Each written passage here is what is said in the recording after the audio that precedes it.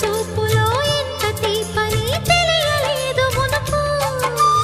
ఎదురు చూడని ఇంత హాయిని మరిచిపోదు మనసు.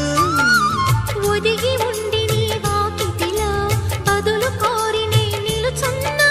దారి తెలియని చీకటిలో వెలుగు చూసి కాదంటానా. ఊరించి ఇది ఏ మాసం? ప్రేమించే ప్రతి గుండెను అందెల సందడి చేసే హేమంతం ఇది.